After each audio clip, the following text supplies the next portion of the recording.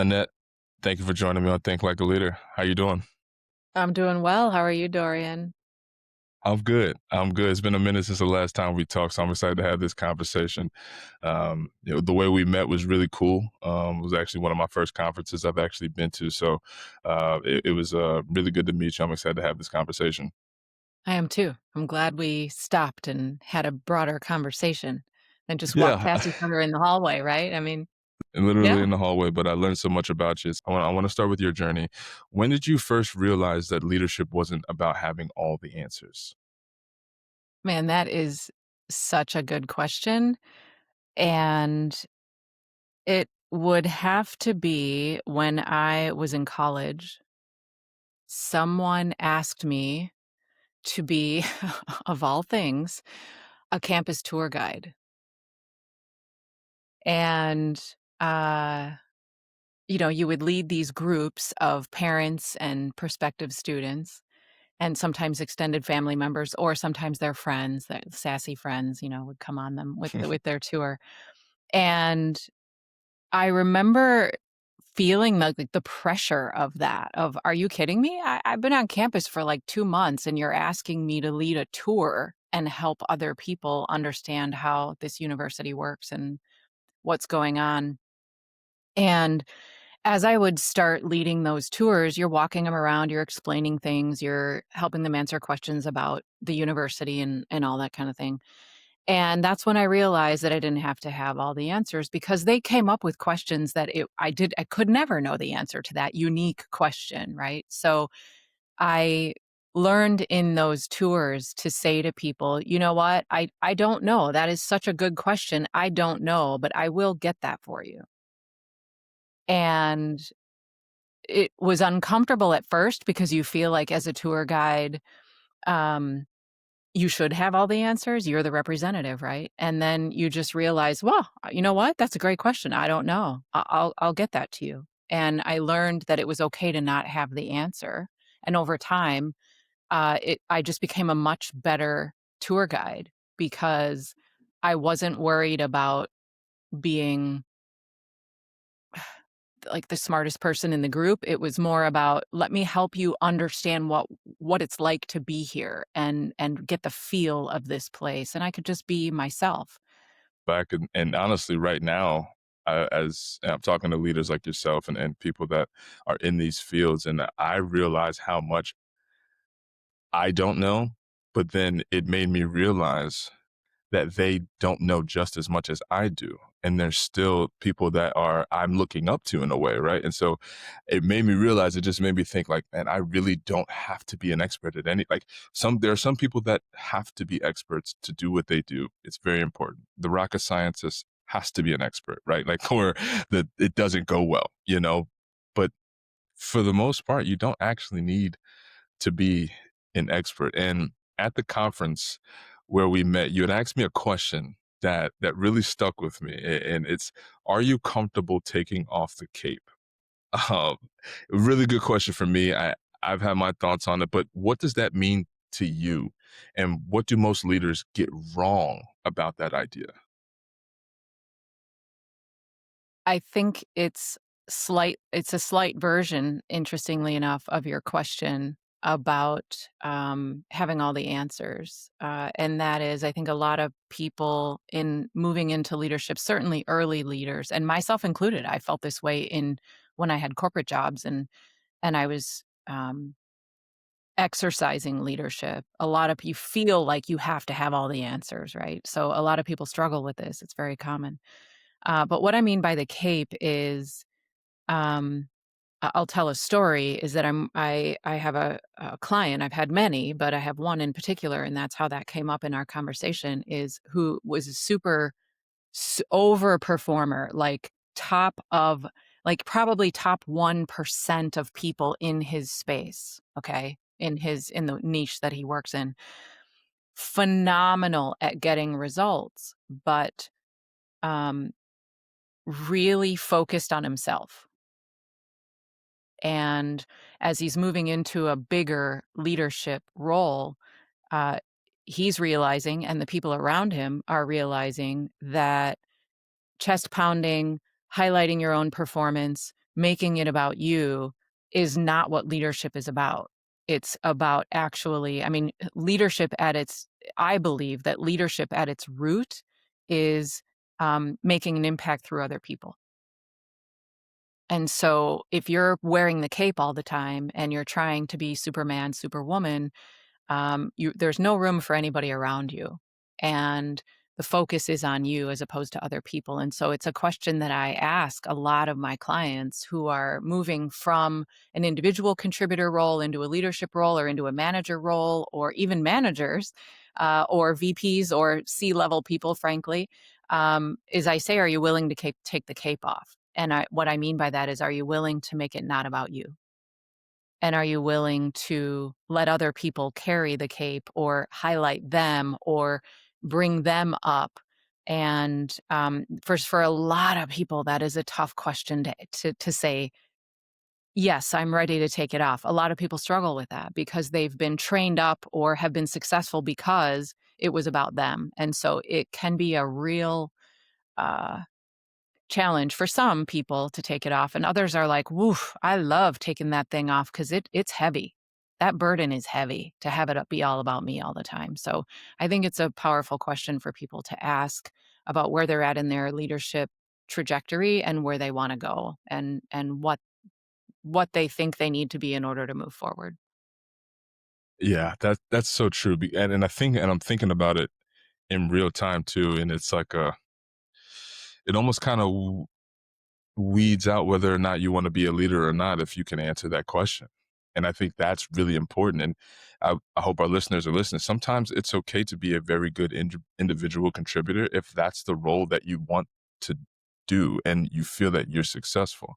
If your success may not be leadership, your success may not be that, and I believe that's okay, which is why I love that question so much because it made me think about myself thinking, "Whoa, am I willing to give up the Dorian in the lights and making sure everyone else is in the lights?" So, and I'm giving an analogy, but that's what I had to almost decide on is I have to decide on making everyone else more valuable and adding value to other people versus what I receive, and I think that's, kind of one of the foundations, I would say, of leadership.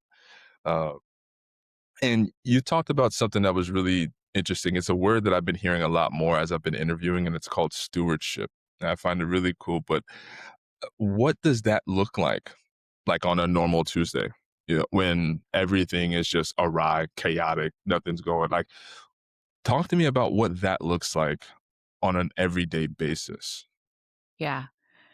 For me, stewardship is a huge word, because I believe that we are all given gifts, talents, abilities, money, time, and what we do with them, for me, is one of the values and foundations of how I think about how I wanna spend my time and my energy and my resources and my talents. I wanna use them well, and I want to die empty. Like, I don't wanna have I anything in the love coffer that. when I'm done. I just wanna die empty, Wow. and I wanna give it all. And to be a steward, um, it's a huge question. So you said, "What does it look like on an average Tuesday?" Um, for me, it's, uh, a steward of my thoughts, and where am I putting my head, and how does that direct or get in the way of where I'm trying to go. But it's also, so it's your thoughts. I think it's also your talents and your gifts and your strengths, and frankly, even your weaknesses, your areas that you need to improve. But stewarding it well, there's a discernment, there's a wisdom in there that all kind of fit into that word of stewardship, because if you're just throwing stuff around, you're not being a good steward. And in order to use things well, you need wisdom. You need self-awareness. You need discernment of, is this a good use of my time? Is that a good use of my time or my energy or my money or my whatever? Fill in the blank, it doesn't matter. So, but ultimately, I believe that leadership is being a steward of the responsibility that we have to develop people and to influence people. And for people leaders, let me say this. So, just a quick step back a little bit. There are leaders who are thought leaders, there are vision leaders, and those people, they're stewarding ideas, they're stewarding influence, they're stewarding education, right? So, I think our conversation is about more people leadership. And so, in that context, I think um, understanding that we are stewards, people leaders are stewards of careers, individuals, trajectories, team successes, organizational success, and because that happens all through people. And so if you're a people leader, understanding that your role is to be a steward, number 1, I think that also ties as a tangent off of the cape, right? So if I'm a steward of people and I'm a steward of influence with the people that I work with and for and under and those who work with me, then we are being really intentional about how we lead, how we influence, how we direct, and how we shine light on other people. So it's a stewardship of realizing you've been entrusted with something, people, talents, gifts, and really taking that seriously to think about how am I being a good steward of the things that I've been given and the opportunities that I have and the people that are around me, and would they say that I'm being a good steward of all those resources is a question that I am constantly asking myself, and I encourage my clients to do too. That's such a good answer. That's such a good answer. I'm over here thinking about I'm like, "Whoa." Because you've given me a lot from that, and the first one was the dissection of the types of leaders. It didn't dawn on me until you said that. There is a vision leaders, thought leaders, and then there's people leaders. And this conversation, I do believe, is geared more towards the people leader, which is now cool to me to realize, like, oh, the conversations I've had, who have I been talking to? But stewardship is it's such a fascinating word because it ties directly into the cape situation. It really is the release of your own ego.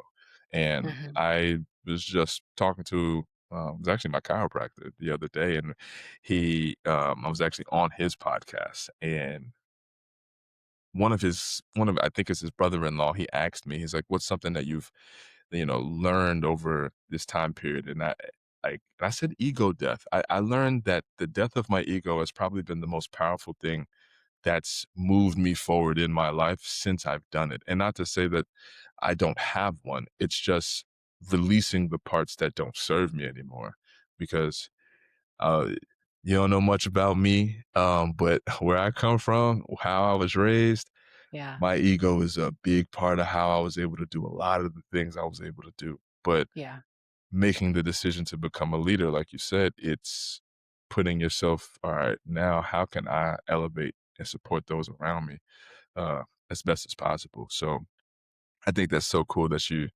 tied that in. You've often say flesh and habits will stop you and resist your change. How can leaders practically overcome that resistance? Is You often say flesh and habits will stop and resist your change. How can leaders practically overcome that resistance? Because it is a very powerful one. I it know I'm is. dealing with it in certain Yeah. aspects of my life. Now, here here's my take on that, Dorian. If anybody says that they are not dealing with that, I think they're either kidding themselves or they profoundly lack self-awareness because every one of us, I have yet to meet a person who doesn't get in their own way. I don't care who you are. Maybe even an elite athlete in some ways gets in their own way, right? Because we all have it's these questions were not rehearsed. You didn't tell me what we were going to say, but they are all bleeding right into each other. It's just incredible because being a steward of your thoughts and thinking about your mindsets and the way you need to think in order to be successful is it ties into this question here of our flesh and our habits get in the way, and that is I think it can be really easy for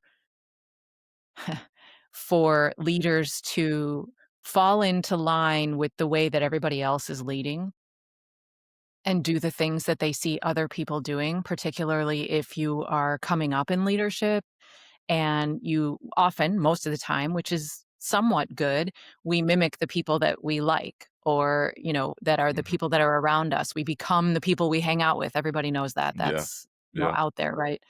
And so our habits and our thoughts and our own personal desires can get in the way, and I think it's really important. I struggle with keeping myself on track too. Social media is not helpful, in a lot of cases, right? It's just Yeah. not, and it gets in your head and yet we all continue to, put all the perfectness out there, and Mhm. we're not helping each other. We're not helping ourselves by doing that. And so, how do we get at that? First of all, we a friend of mine and I, have a saying. We call it, "You know the rabbit, you know the rabbit's habits." Okay? So, we have to know our rabbit. I have to know myself as a rabbit, and I have to know my habits. And I have to know how I can tend to get in my own way. And I have to be diligent about keeping an eye out for that. And I need to have the people around me keeping an eye out for that, who will say, "Girl, you are doing your rabbit's habits. Stop that." You know what I'm saying? What was that And like, though, telling your friends? Like, I know you probably have your circle of people that you've probably told. Sorry to cut you on that, but what what was that moment like? Because I know the vulnerability to be like, "Hey, I'm struggling with this. I need you to call me out when you see me reverting back to this." What was that like? Because I know a lot of people feel that tension when they, you know, are trying to be better, but don't wanna tell everyone what they're struggling with, like, that's yeah, it's an interesting yeah, thing. for sure. Well, first of all, you choose those people real carefully. And, um, we just have to have an agreement that I know I'm probably gonna bristle when you tell me that I'm doing this thing that gets in my way, because most of us don't wanna hear that we're doing it, or we'll make excuses for it or whatever. Mhm. And so if I bristle, just keep it coming. But I need you to tell me when you see this, because I'm committed to either changing this thing in my life, or getting better at this thing, or doing more of this thing and less of that, whatever it is that you're trying to do. So it's just, inviting people to call you on your stuff, and, um, having the discipline to thank them when they call you on your stuff, and to practice humility and say, "I am not gonna fight this. I'm gonna receive. Yep, you know what? You're right. You're right. Thank you." And then, uh, really taking humility to the next level and saying, "All right, how serious am I about changing this thing? Because I just got feedback that I'm doing it. So if I'm real serious, I will humbly and thankfully say, 'Wow, I am so glad you told me that.'" And if we continuously see that we're pushing back on it, then that's an evidence that we probably may not be overly serious about getting at it, because we say we want the feedback and then we get it and we don't do anything with it, or we push back on it. Well, then you're not serious about that change. So we have to do a lot of self-awareness, a lot of humility, and it takes courage on the other person to speak it to us. And so we have to find people Yeah. that are brave Eh, and that are willing to speak into our lives. And frankly, yeah, I think that's that's also a trait of a good leader, is that, good leaders cannot be mousy, people. They have to do courageous things, brave, courageous, risky things. And I don't mean, going into an industry that could explode. I'm not talking about that. I'm talking about with humans, with people, with relationships, vulnerability, transparency, authenticity. Coaching is, um, am I the leader or the influencer in your life? And I don't mean social media influencer. I mean in a mentoring capacity, in a work influential situation. If I am a person who of influence to you, do I and will I choose to consistently be courageous in the things that I bring to your attention, because I know they're good for you? And you can do that in a way that's aggressive, or you can do that in a way that is direct yet respectful, but direct. And that's how I operate. I am very direct, I am very candid in how I coach and help and help people see how they're getting in their way, but I do it with respect and gentleness, but I don't mince words because I think there's a lot of softness out there that can be misinterpreted, and so it's the flip side of what you're asking, but sometimes we also need to be the person who is speaking into someone else's life if we have permission or you ask for permission. "Can I share with you something that I think you might wanna be aware of?" Or are you open to hearing about something that I think is might be getting in your way? And then giving it to them in a really gentle way that and respectful way, but directly, and that requires a lot of courage. Yeah. Wow. Yeah. You know, it's funny as a lot of times when I'm hearing answers, I think about my own personal life a lot because I know I'm going through a lot of these things, and I can tell you just flat out, this happened with me and my wife this morning. Uh, funny enough, I will not lie to you. It was and mind you, this is not a leadership thing, but it is. I asked my wife. I said, "Hey, look, I need feedback because there's a person that I'm trying to be, and I've been a certain way for a long period of time. And so, you as my wife, I'm hoping you could give me the feedback that I need to improve upon what I'm trying to improve upon." And this morning, I got some feedback. I got some feedback, and in the moment, let me tell you, it took a lot of, Yeah. I talk to myself. I'm a person that's like, if you hear me talking, it's like, just let me talk. I'm talking to myself. Leave me alone, but I have to talk to myself because I'm still in that rewiring phase of not reacting and responding. Something I'm learning how to do on a day-to-day basis. It's a very, very tough thing to do, to not react and respond.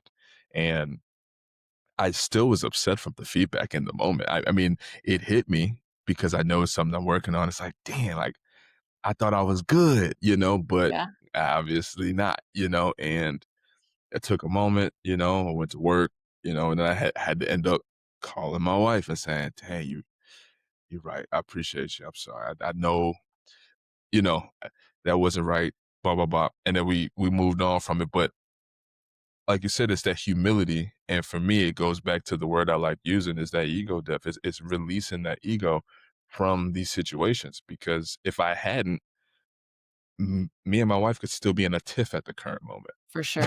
For For no sure. reason. For sure. And whether that's with your wife or one of the things I have learned hard, it was a hard lesson, Dorian, and it took years. Uh, and by no means am I perfect at it, believe me. This is I will be working on this until my last breath, but that is to and it's a personal thing, but it's also what I think distinguishes a lot of leaders from other leaders is the ability and the willingness to apologize.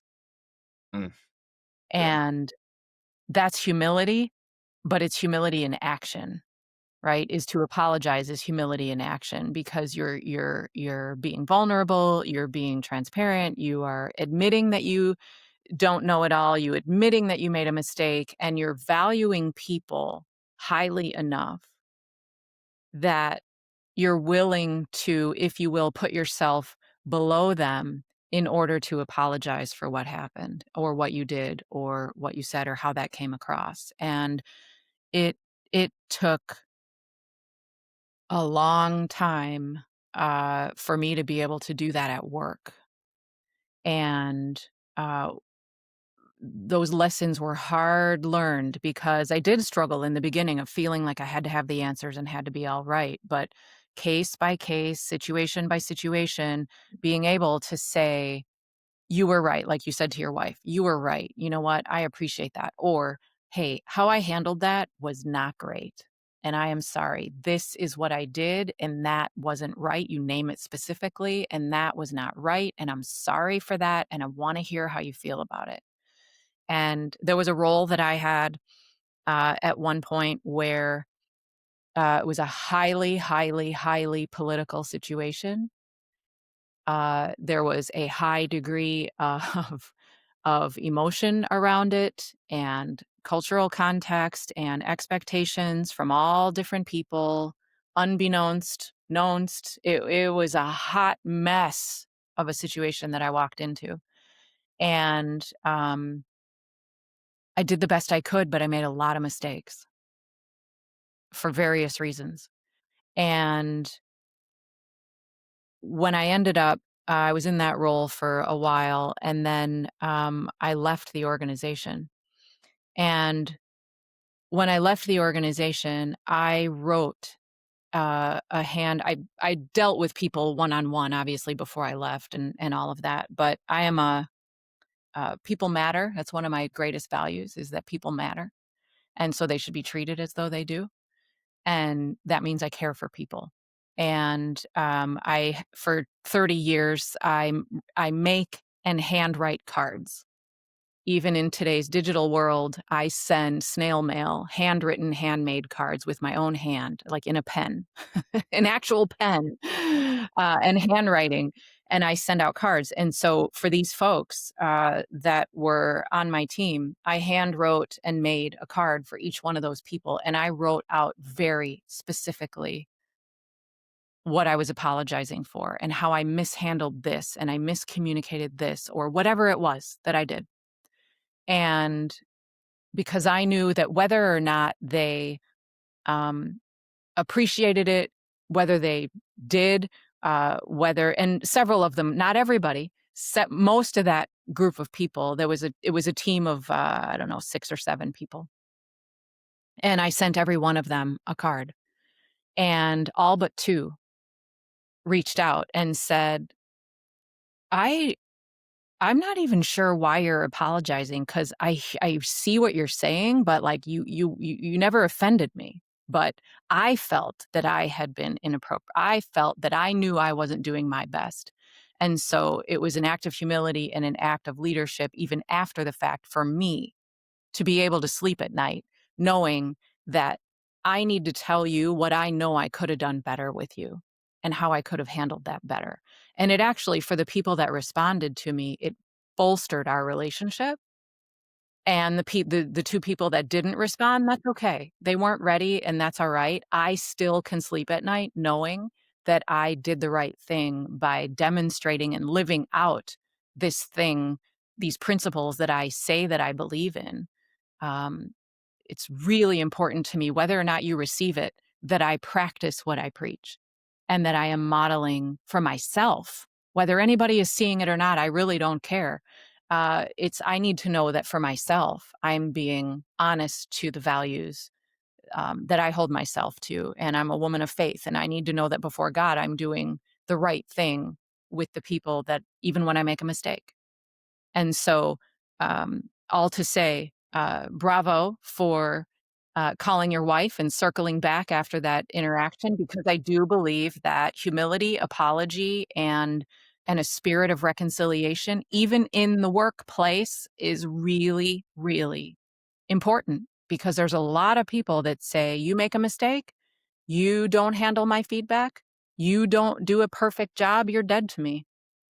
And I think it's doing a lot of damage out there, and I'm not gonna be and I don't encourage my clients to be people who behave like that. And so that's what I mean by, like, people matter and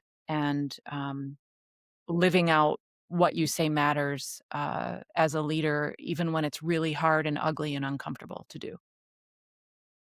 Yeah, so good. I that's so good. Because I really believe in that as well. I really believe in that as well. The you have to self lead first before you can lead others. That is one of my core tenets, right? Which is something that I'm working on every day so I could feel comfortable enough to lead others in whatever they're trying to get done. And you kind of just spoke to that as well, which I find to be uh, really, really, really, really important. And you mentioned a little bit of it, and I want to jump into this because you said trying to go fast will actually slow you down. What's behind that? And how can actually slowing down actually speed up transformation? Because it looked like early in your career you were trying to move fast, and realized it wasn't necessarily the right thing to do. So, how did that shift transform you? Yeah, so a couple things on that. So I work a lot with, I built, leadership development programs, succession planning programs that would bring people through maturity levels of leadership roles, even into a president or a CEO role and that kind of thing for, small to mid-sized businesses. And on one component of my answer to your question is, um, sometimes you have to slow down to go fast. That is a great thing for people who are early in their career and want to in their leadership career, and they want to quickly move through the ranks and get more leadership and get more influence and get more power and get more authority and get more money and all the great, things that you want. Um, is that as I've worked with both outgoing legacy owners and the succession planner, people that are coming in to take those leadership roles, is boy, slow down, man. Be patient with your growth.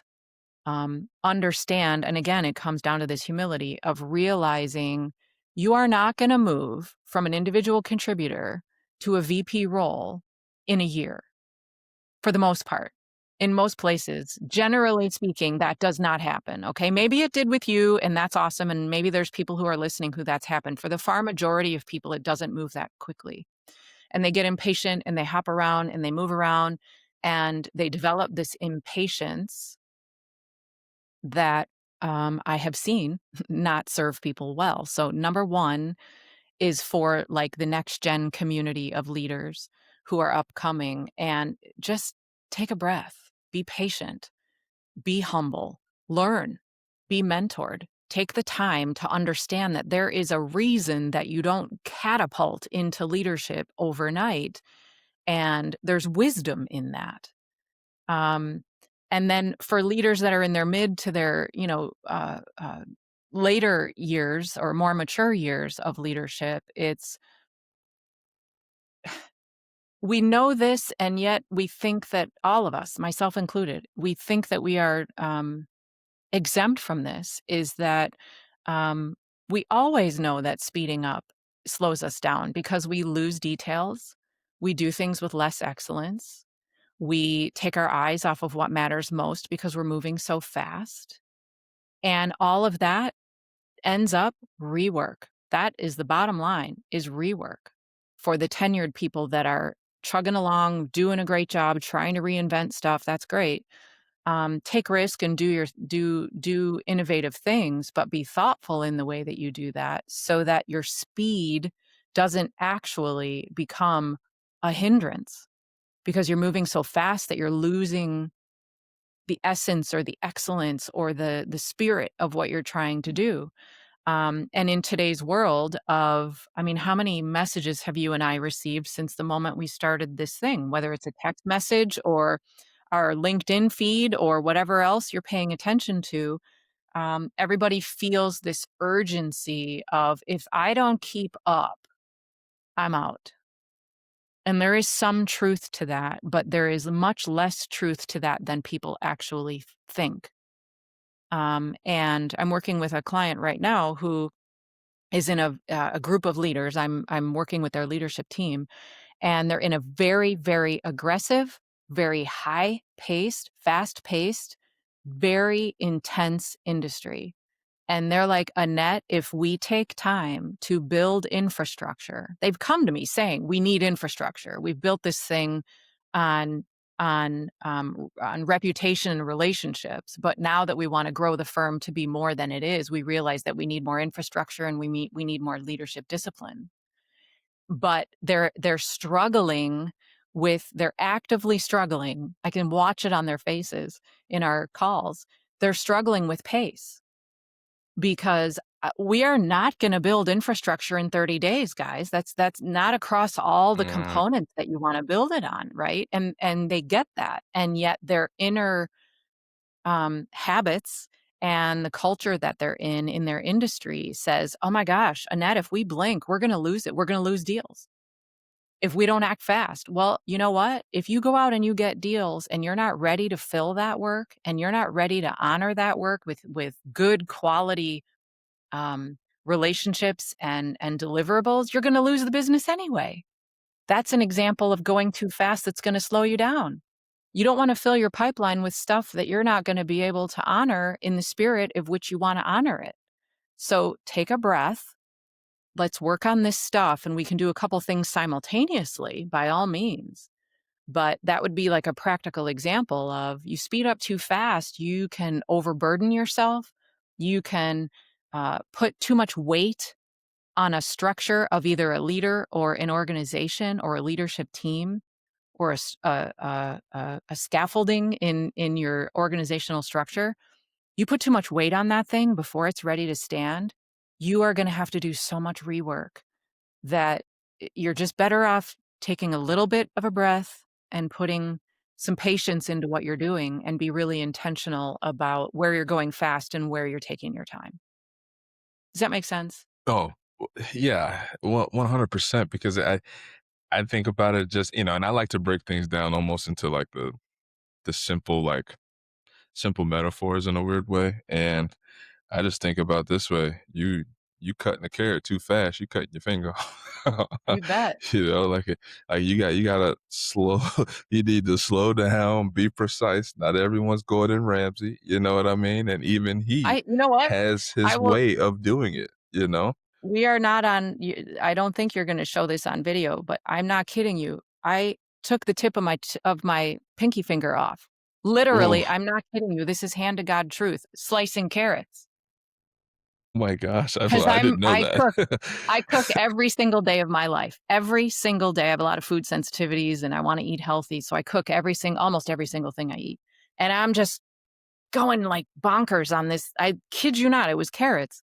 And the next thing I know, I have really sharp knives. I care for my knives. I take good care of them. And the next thing I know, I'm like, what is that red? Yeah. I literally Oh took man. the top of my finger off. Eh, so I hear you. It's a horrible example to use, but Oh.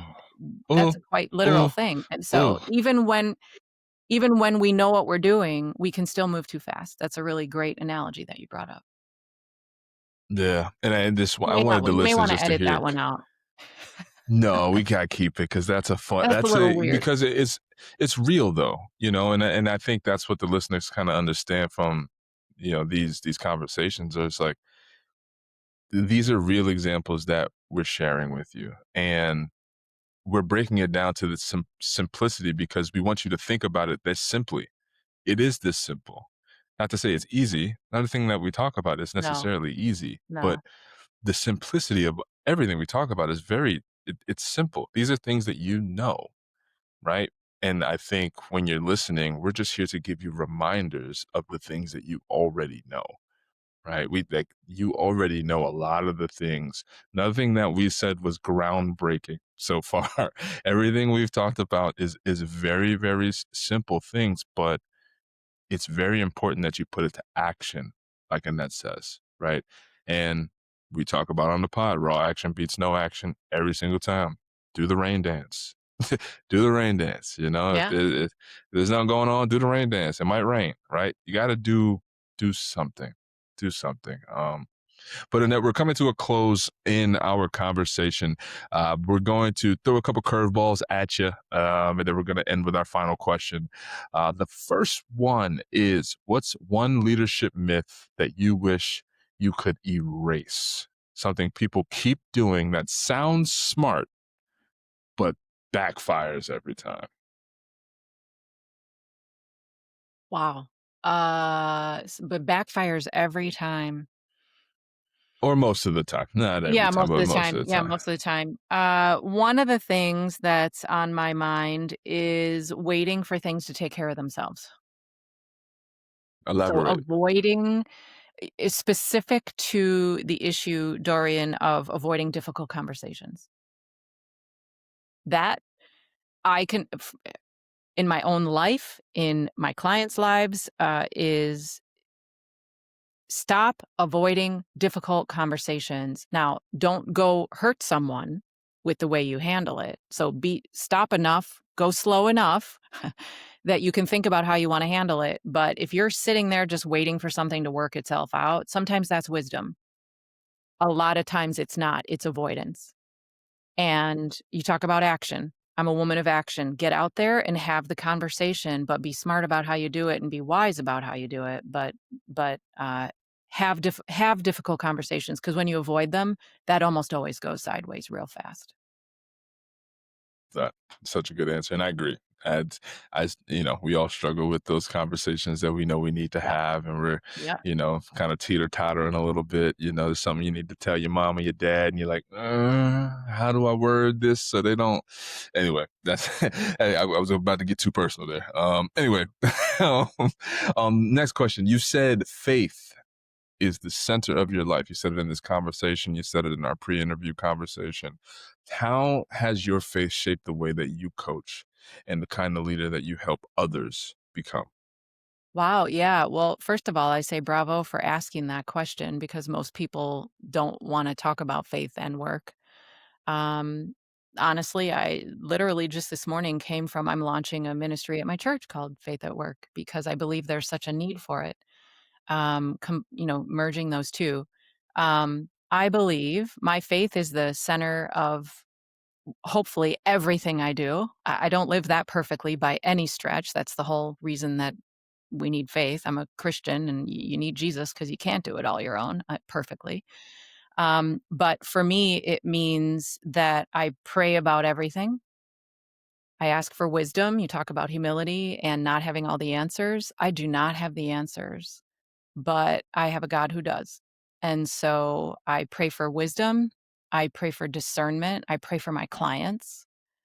I pray for uh, the courage to do difficult things. And when I make decisions, I come back to those biblical tenets that keep me straight and keep me honest. And um, when I mess up, I apologize. I ask for forgiveness. I do the right thing to move something forward as opposed to staying in that place. And from a people standpoint, I believe that everybody is created in the image of God. Whether you acknowledge God or not, I believe the Bible says you are created in the image of God. And so, therefore, to me, every life has worth. Every life has value. And that's why when I said earlier that people matter, that comes from my biblical faith. And when people matter, that causes me to think about how I treat them, how I interact with them, and how I leave them. And like I said, I don't always do that perfectly, but I am always shaping that is always shaping, um, that I want people to leave an interaction with me knowing that they're loved, knowing that they're cared for, and that their life has value, and that I'm on their side. And that stems from my faith and wanting to help people move forward in life and not be stuck in the things that weigh them down from a leadership standpoint. I don't bring faith overtly into any of my client work. It's in principles that I help them with, but I don't throw Bible verses at people or any that's not appropriate. That's not my style. It's not okay. But it shapes the way that I approach my coaching and my consulting and, the way that I treat them in our relationship. It But last certainly question. shapes my behavior. Oh, awesome. Awesome. Awesome. Well, last question for you, for the listeners. What's one small but sacred daily habit that keeps your leadership grounded and your perspective clear? I mean, seriously, on that note, it is prayer. I pray about everything, but it's also, from a non-faith standpoint, I guess, if you will, it's, um I remind myself every day that I am here to help and serve. And it's that servant leadership thing, but it's that I am here to help and serve. And if that makes me money, then great. And if it doesn't, then great. That doesn't change what my job. I'm here to help and serve leaders who want to get better. And when I stay focused on that and being of service, uh, I have things go well. And I know that if nothing else, I am living out what I'm here to do, and that is to help leaders move forward. I love that. I love that. Well, Annette, thank you so much for joining me. This has been such a refreshing, grounding conversation. I think we've talked about a lot of great things. You reminded us, I believe, that true leadership isn't about saving the day. It's not about being the Superman with the cape. It's about that stewardship. It's about the surrender, the self awareness, and slowing down. Just slowing down enough to lead with wisdom, as we talked about, and get rid of that ego a little bit. Now, have your ego, but you don't lead with your ego. Um, to everyone listening, I definitely want you to reflect on Annette's challenge this week, and I'm going to call it a challenge because it was such a good question. Where in your life do you need to take off the cape? I think that's such a powerful question. I think you guys should ask yourself, where do you need to take off the cape? Because sometimes the strongest things that you can do as a leader is stop trying to be the hero. So, uh, thank you so much, Annette, for joining me. This has been such a great conversation. Any closing words for our listeners before we go? My closing words are for you, Dorian, and they are thank you for running this show, Think Like a Leader, and for being the kind of man who meets a woman in a hallway at a conference and has uh, the I think your emphasis on personal relationship, you could have said, "Hey, yeah, nice to see you," and walked past, right? We could have done that to each other, but we didn't. And so I wanna say thank you for building relationships, for building this podcast, and for being so thoughtful about the questions that you ask and what you are trying to influence. So, my parting words to your listeners are that they would share this podcast and give you 5-star ratings and all of that, because what you're doing is good work. And the influence that and the impact that you are having and want to continue having, you are a talented man who has a fantastic future ahead of you, and I just wanna thank you for inviting me to have this conversation with you, but bravo and Godspeed on all the things that you are working so very hard to do, and thank you for modeling leadership in so many different ways. Thank you so much. Thank you so much. It almost felt like you interviewing me for a second. I didn't know what was going on, but I really do appreciate that.